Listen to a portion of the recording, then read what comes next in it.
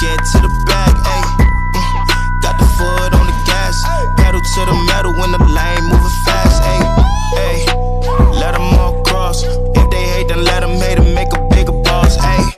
What is up, ladies and gentlemen? We are back. We are live. It is the Freight Coach Podcast, the top podcast in transportation, coming to you guys every single weekday, 8:30 a.m. Pacific, 10:30 Central, to break down some industry headlines. But most importantly, you guys provide some actual insight into what you can do with all of this information.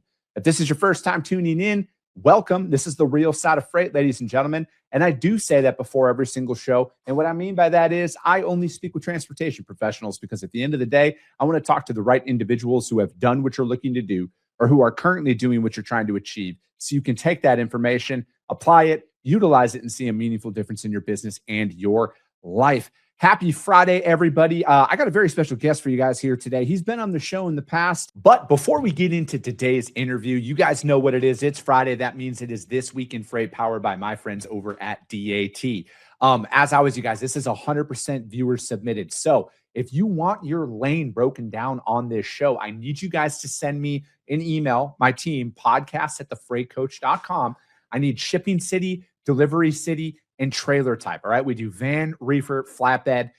We break it down one day a week. And again, it's all viewer submitted, because I just want to help you guys understand how I personally read freight markets and what I look for as I'm going out there and I'm bidding on new customers and I'm trying to find new business. So today's lane is Memphis, Tennessee to Dallas, Texas. And I specifically chose this one because I am working to get a load out of Dallas right now, and it's seemingly Texas is the hottest market of all time for flatbeds. I'm being sarcastic, but it is pretty hot out there, and it's a good market to go into, right? So no matter what, you guys, first thing I look at is the miles. All right, so 452 miles on this one.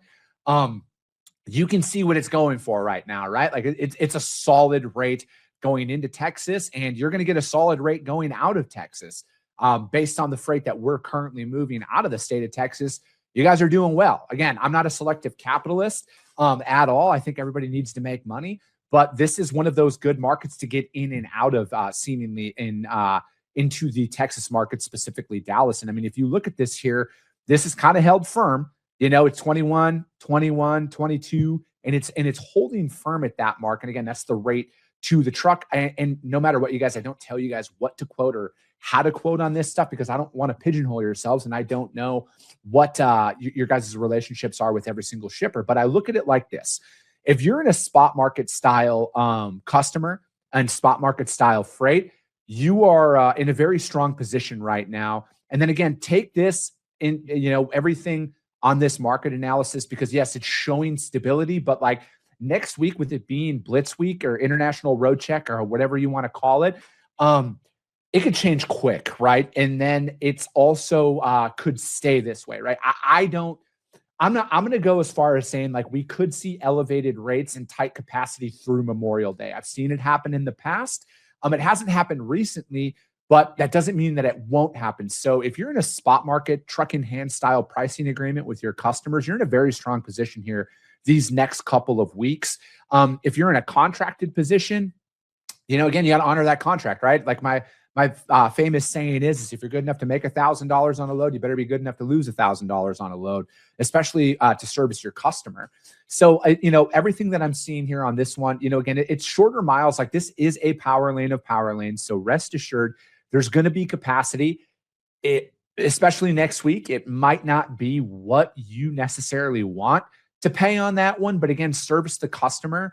But I look at it is if you're looking out even over the 90-day mark here, you guys, like this lane is, I always look at that $200 variance. Okay. So this one's essentially been moving between $200 and $2,200 in particular between Memphis and Dallas. And that is a very good sign of stability. Now, I would anticipate a spike next week during road check week. Hell, you might pay $3,000 on this lane. I don't know.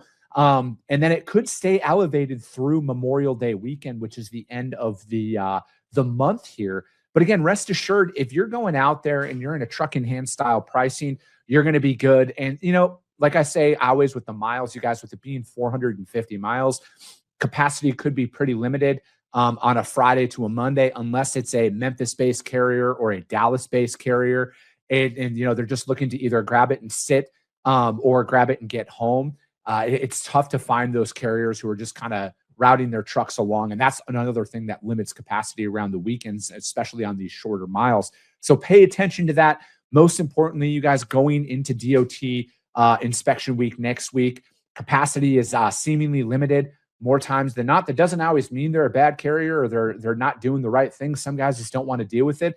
Just like what we're seeing in South Texas with limited capacity. Some guys just don't want to deal with the additional scrutiny that goes on with immigration and everything down there. So again, we're in a good spot overall. You guys, from a new opportunities perspective, keep calling, keep getting yourself out there. This lane in particular, Memphis going into Dallas, it's paying very well. So you carriers out there that have thought about running it, I would run it. And because outbound Dallas and outbound Texas is paying pretty well also. But that is This Week in Freight, powered by my friends over at DAT. You guys, again, 100% viewer submitted. If you want your lane broken down on the show, email my team, podcast@thefreightcoach.com. We just need shipping city, delivery city, and trailer type. Now, let's get into the interview. When it comes to theft, fraud, cyber, all of this stuff that's going on out there, I really enjoy talking to him. He's in the trenches. He lives this life. He walks that walk. And we're going to talk about what some very common misconceptions are that a lot of organizations are falling victim to right now. It's not always just the theft itself. It's what can you do to protect your organization in the event that it does happen to you. You got to be out there and you got to be proactive, because trust me, guys, attorneys, insurance, they're really hoping you had a bad day and didn't do that stuff, so they don't have to pay in that event, and you're going to be liable. So with that being said, I have Mr. Danny Ramon back on the show. Danny, thank you so much for taking the time to join me today. Yeah, thanks for having me, man. It's always enjoyable. No, it is. It's like it's seemingly it's evolving so much faster than I think a lot of people even thought about just a couple of months ago. And with where things are, and again, shout out to the DOT and the FMCSA for really taking a hard stance on this, and especially with Blitz Week coming up next week here. ELD manipulation is going to be a very big point of emphasis on what they're looking for and stuff like that. But that's only just one component of everything. So you just recently, you just got back. I just found, when we were talking before the show, you were just presenting out there. So what's been new in your world here, Danny? Yeah, like you say, things are evolving all the time, right? And you just mentioned I came back from the TAPA T1 conference in Atlanta, where I got to present to the crowd a little bit about cargo theft trends across the globe, and a panelist on the panel as well was talking about what was happening in the U.S. And it really is changing at such a breakneck speed. When I first started cataloging cargo thefts in this industry back in 2012. There was a period in time when I was like, oh gosh, I want things to change, so I have something to write in this report, because things would never change, right? On a quarterly basis, on an annual basis, the numbers changed, but the trends didn't really. Now we're getting to the point where they're changing faster than we can track them. Every once in a while, the data will show that there's a plateau in cargo theft activity in the United States, maybe even a drop. But anytime that happens, if you wait another quarter or two, of course, it's going to be back up again. And my theory has always been that these folks are, just reaching the bad actors, are reaching their capacity, their personnel capacity, their training capacity, whatever it may be. It's obviously not that they've reached the limit of vulnerable cargo in the United States. Mm-hmm. One of the things that I ran across with one of my many discussions with folks at this conference was what might be the proof of this, right?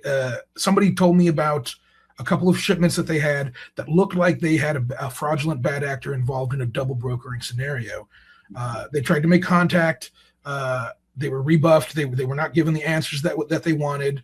Nothing was completely criminal, but it was very, very suspicious. Now, those shipments actually ended up making it to their destination just fine. But by reviewing the details with this individual, I was able to come up with a theory that it seems like these folks are putting more irons in the fire than they have capacity to take out. Okay. So if they're hunting down loads on load boards, they're in trusted carrier networks, they're going to book loads, right? Let's say I've got capacity for 2 thefts next week, but I schedule 8.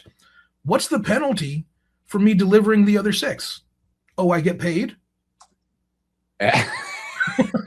And then at the beginning of the week, I have my pick of 8 different shipments. Which ones do I prioritize? Which ones are the most in demand and easiest to liquidate?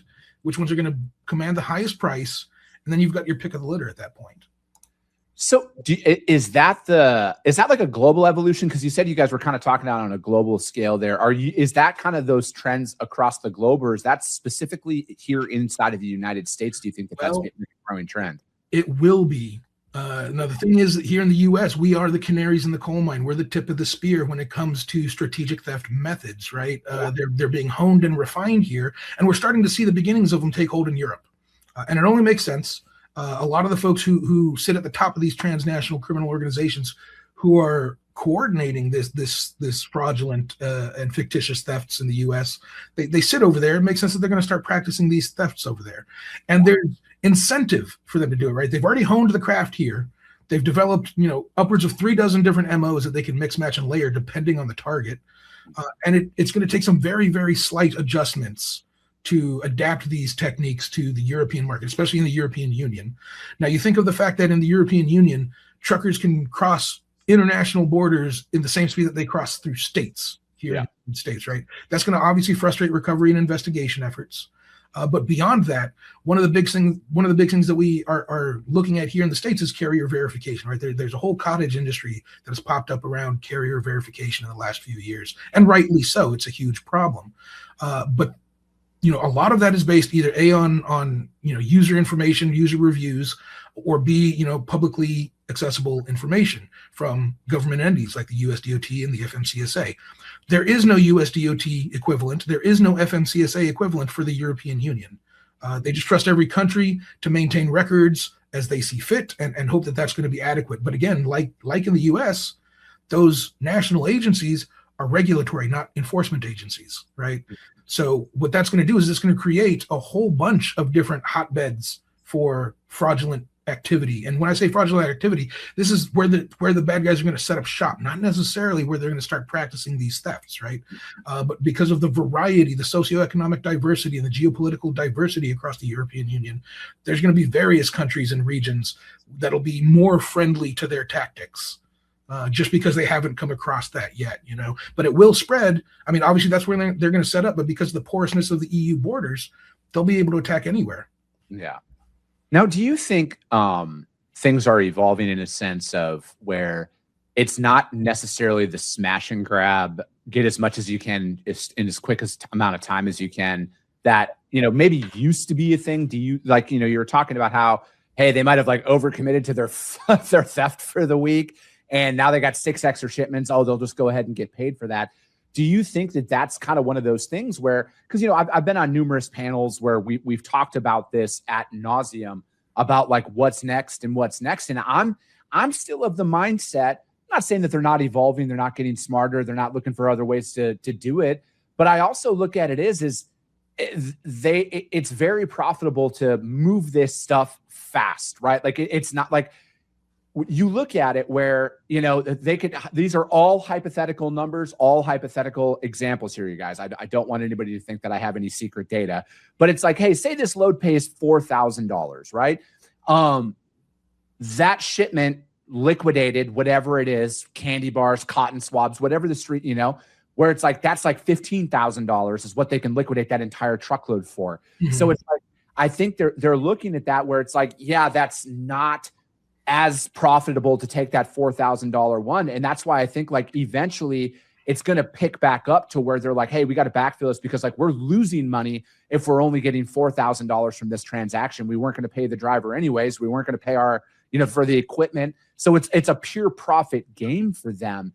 And it's I look at this as criminals at the end of the day are always more often than not going to look at the path of least resistance to continue to do this. And that's why it's operationally, I look at, whether you're a broker or maybe you are a carrier and you have a leased on owner, your vetting procedures on who you're working with and who you continue to work with, because I think that is an area that companies get exploited in once a carrier is set up with them and they pass that initial verification, they stop the vetting process. They stop looking for those anomalies to be wait a second here, you have 5 trucks. Why are you taking 20 loads from us in a week? Style thing. They overlook it. And especially right now, Danny, with where the market is and how things are trending, brokers in particular, they're going to start getting desperate to cover their freight, and they're going to start turning a blind eye to a lot of this stuff again. Yeah, absolutely. And it's good to note that, while things are evolving, we're not dropping MOs off of the tail end in the on the less sophisticated end, right? All types of cargo theft that have existed in the United States still exist in the United States. Yeah. We're talking most about strategic theft and fictitious and fraudulent theft because that's the one that's growing the quickest, right? Yeah. And you're absolutely right. When it comes to what they're targeting, they're highly agile. And part of what has changed their targeting is the change in the criminal structure, right? The traditional organized criminal structure is multi-layers, multiple points of contact, from the crew who goes out to steal it, to the boss who goes out, who tells them what to go steal, to the fence who's going to take that product, and the distributors who are going to send it off all over the world or the country. Every step in there takes a cut, right? Yeah. All of a sudden, the crew who goes out and steals a $250,000 load of televisions may only get $30,000, $40,000 for it. Yeah. Right. That's probably about what they would usually get. Now, we've moved from that to criminal direct to consumer, right? Especially with a lot of these strategic and fraudulent thefts. They're drop shipping to various warehouses, third-party warehouses, whether it's e-tail or big box stores that allow third-party sellers, or they're liquidating it via social media marketplaces. But the reason is because they're looking for things that are going to sell quickly, and it's because it's no longer the crew goes out and steals the truck, brings it back to the boss, and the boss hands them cash. Yeah. Right. They have to liquidate the cargo before they realize the payday. Yeah. And so then all of a sudden, even though they're getting 100% of the profit minus platform fees, they want to be rid of the evidence, and they want to have their cash as quick as possible. So that changes the calculus, on what exactly they're pursuing. And when it comes to the continued verification, 100%. These guys operate legitimately in the supply chain. They see when holes get plugged. And they, like you mentioned, like water, they're going to look for the next easiest, most accessible crack to flow through. So when they're using third party, like I'm not blaming TikTok, but you look at TikTok Shop, for example, right? Like that's a very big thing. And then, you also look at Amazon as well. Again, not blaming Amazon, but you look at a lot of these things, and now is not only is it, cargo theft, but then it's financial crimes as well, right? Because like, last time I checked, you can't pay cash for Amazon, right? Like you can't pay cash for TikTok. So like, therefore that is being tracked somewhere. There is a legal entity out there that is processing assuming that they have this set up legally in that regard.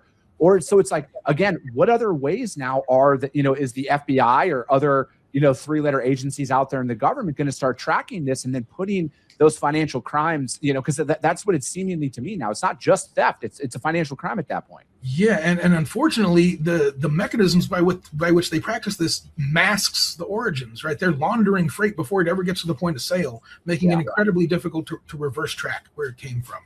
Right. And this is absolutely one of their strategies. One of them is to insert them into some of these larger e-tail warehouses where they're not kept track of necessarily by, this batch of this particular of product A came from this seller, and this batch of product A came from another seller. They're just putting it all in the same pile of product A. And if a stolen serial number is discovered, sometimes they can't necessarily determine exactly where it came from. So in that case, even the bad actor still has their inventory on their digital storefront and is still collecting money on that, right? But the other point of that is, like, we've found, A, from a lot of the recoveries that we've enabled, and B, from our connections to the wider intelligence world outside of just cargo theft and supply chain security, that these folks are tied to the biggest, baddest, worst transnational criminal organizations on the planet. Yeah. Folks who are directly involved in drug trafficking, human trafficking, weapons smuggling, and even trading in sanctioned enterprise level technologies, as two-way streets are formed between some of these global criminal syndicates. So these folks have resources at their disposal and backing, and they, the folks who run some of these organizations at the very, very top have experience in these financial crimes and how to cover them up. So they are having all of this expertise behind their organizations as well. Yeah, I mean, to me, it's beyond, like, it's state-sponsored terrorism. Like that's the only way that I see this. Is I think it's a lot more. To your point there, Danny, I think it's a lot more organized, obviously, but like it's a lot more ingrained in some of these countries across the globe where they're able to do it and they're able to exploit us. And the money's already gone before we even realize where it is, right? And it's like, to kind of shift a little bit in the conversation, right? How many people out there are operating right now that aren't actually protected? They think they have cargo insurance, they think they're covered, and then they're just going about their day, right? And I mean, I just read an article, I forget what day it was, whether it was Thursday or Wednesday of this week, where a driver pulled in to a truck stop here in Arizona, and he went in to go shower and everything, and then his entire trailer was stolen within 20 minutes. There was like 11 vehicles that pulled up. I guess they have security footage of it or something like that. But like, yeah, it was all gone. And I mean, is that carrier's insurance even cover that? Probably not, right? Like it maybe, depending on what kind of insurance they have. So it's like, how do organizations actually protect themselves from some of this stuff? Yeah, prevention. Prevention's the only way, right? Because even let's say miracle scenario, insurance does cover it. Cool. What does insurance cover? It covers the cost of the cargo that was in the trailer. And maybe it covers the wholesale cost, maybe it covers the retail cost. Either way, it doesn't cover the true cost of the loss, right? There's going to be replacement costs. There's going to be the vacuum that you create in the market from that product missing. There's going to be vendor relationship damage. There's going to be investigative costs. There's going to be, rising insurance costs. There's going to be lost man hours in your organization for the recovery and the investigation of this issue. And then all of this is going to go on top of the fact that then you're going to have to spend on the security that you didn't have in the first place to prevent the theft. Right. And we've determined, through some rough estimations and talking to some folks in the industry, the cost, depending on what the product is between 3 and 7x is the bottom line impact to the organization. 3 to 7x the value of the cargo. And it can go higher depending on what the product is, if we're talking about like pharmaceuticals. But you have to take in mind, like two of the most famous cargo thefts from the last couple of years, the Kit Kat theft very recently, right? They're able to replace those very quickly. They already had the line tooled up. They just pumped out another truckload of Kit Kats. It probably took them about a day to replace that lost stock. Let's think back a little bit longer to the Santo tequila theft, right? Guy Fieri and Sammy Hagar's tequila. That was a Añejo tequila. It takes 2 years to age. You can't just pump out another 2 containers of that immediately. That's going to obviously impact your bottom line a lot more. But prevention is absolutely the key, because it's orders of magnitude easier to prevent your shipment from being stolen than it is to go back and get it. Yeah. So let's talk about that, right? Like, what are some actual prevention things that people can do here, right? Like, I know what we personally do internally. We're not perfect with a lot of what we do, but I look at it is one thing that I've noticed is a lot of the phone mannerisms, we'll call it, are the same as what they were back in 2011 when I first started brokering freight, Danny. And then another thing too, like, I'll never book a load through email, like, at all. If you email me, I'm not booking a load through that. I'll give you a little bit of information, but like, if you think I'm going to just blindly send you a Raycon, that ain't happening, right? So it's like, I look at this is most people are, desperation's a very real thing. Like, I guess maybe from somebody who actually moves freight, you spend so much time prospecting customers, right? You spend so much effort, energy, resources, all of that to go out there and get in front of somebody. And then you start moving freight for them. And, you find yourself in a situation where there's not enough capacity. Maybe you misquoted the load. Desperation starts to creep in. And then all of a sudden you start looking past a lot of those SOPs that you should be operating off of. And then you find yourself in one of these situations. So it's like, from your perspective, Danny, what are some of those things that people should start looking at? Yeah, you're 100% right. Make sure you know who you're doing business with. Carrier verification is an absolute must, but it's only one aspect of protecting your freight, right? Carrier verification, especially when we're talking about the carrier information packet that comes in before the pickup. You also have to make sure that that's who shows up, and that there's, verify again the physical entities who show up at the shipping location. Make sure that that is who you expected, and if not, why, and that they are still, proper. But beyond that, I always tell people there is no silver bullet. And again, because we're not having cargo theft methods drop off of the radar, they still exist. The least sophisticated ones still exist, and you still have to guard against those. So my answer is always, because there is no single magic bullet, the first domino that needs to fall is visibility. You can't address a problem that you don't know you have, or if you don't know what that problem is. If all you know is that, hey, I ship it from here and not all of it gets to, the destination, you need to figure out exactly what's going on before you can start issuing corrective action. Mm-hmm. Now, from my perspective, Danny, how are shippers, because it's like, I look at it like this, like, we could, and this is one of those things that, not trying to tie in a lot of the high profile cases in the brokerage community that are going on right now. But from my perspective, I'm sitting here, Danny, and I'm like, all right, I did all my verifications. I checked all those boxes off. And then maybe the shipper doesn't verify some stuff, or maybe they tendered it to another provider prior to me. That provider failed on the load. I got it. And then that load, another driver comes in and picks it up before my driver arrives. And then what's my liability look like? Because in the shipper's eyes, they're like, I tendered you the load, this is on you. And then you don't find out any of that stuff after the fact. Right. And that tends to be, that's again where relationships are going to come into play, and verification at every step of the way, right? Because that kind of thing tends to turn into a very hairy civil issue, especially when you're talking to law enforcement trying to recover. If you say, hey, I tendered it to them, they went ahead and did something else, which is a breach of contract. As soon as boots on the ground, law enforcement hear breach of contract, they're done. They're like, this is a civil issue. They cannot slap handcuffs on somebody for breach of contract. That is something that needs to be litigated in a court, right? Yeah. So helping them understand that it's gone beyond that and that it's actually a criminal issue is huge when you've got law enforcement on the scene. But making sure that all of your supply chain partners are aware of your stance on this. And again, I'm going to keep beating this drum. You can't penalize them for going against your stance and your policy that they've agreed to in writing, unless you've got visibility to know that they're doing that, right, before something bad happens. Because chances are, if they're double brokering things without your knowledge or consent, it's going to be happening many times before one of them goes missing, right? So spotting it beforehand, issuing those consequences, those penalties, making sure they know that, hey, we're watching, we're making sure you're compliant, and if you're not, we're going to remove you from our network, is absolutely paramount. People have to take your freight as seriously as you do. Everybody who touches it needs to take it as seriously as you do. Yeah, because it's like, I look at with where things are, and it's like, as a broker, it's like, what more can you do? Or as a like a legitimate carrier, what more can you do? Because unfortunately, more times than not, the legitimate trucking companies are the ones who are getting hosed here, because they're the ones who are actually hauling the freight.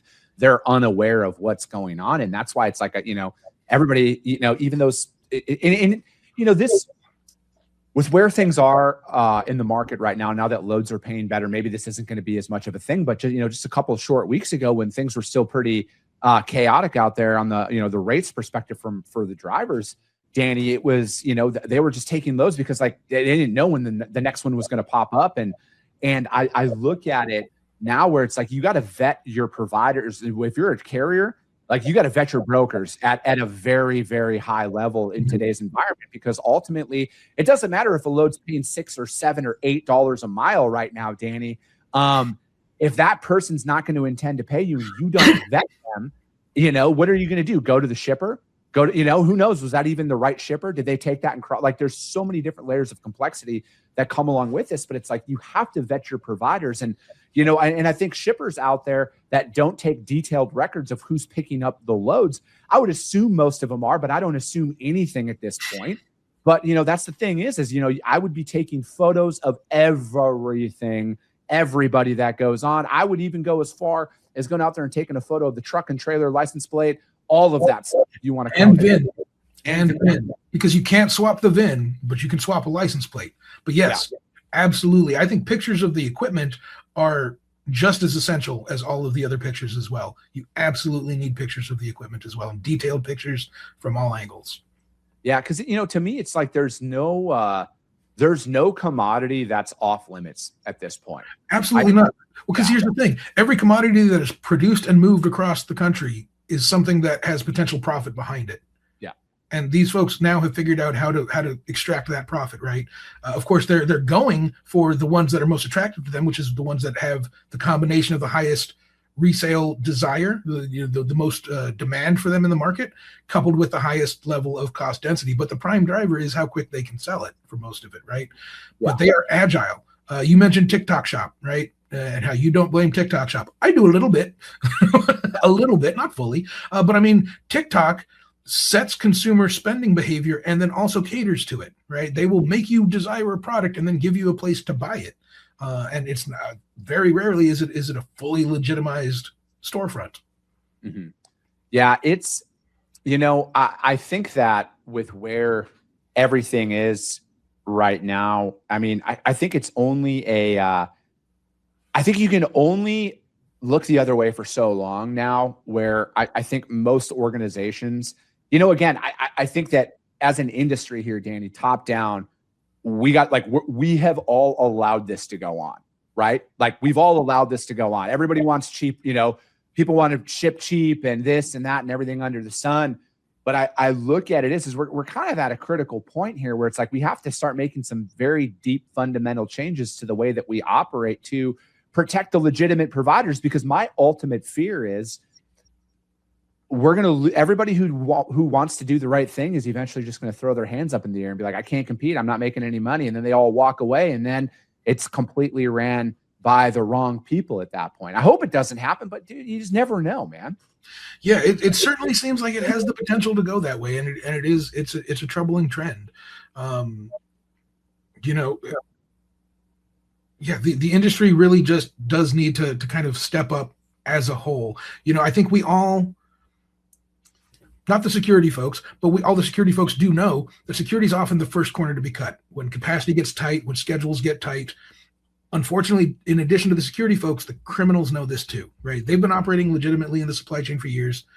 They know, Q4 gets busy and all of a sudden they're filling out less forms on the dock, they're taking less pictures, etc. They know when the same things happen in the market, right? They know when capacity is getting tight. They know when rates are getting higher and people are getting more desperate. They know that security measures are going to be, are going to have their corners cut.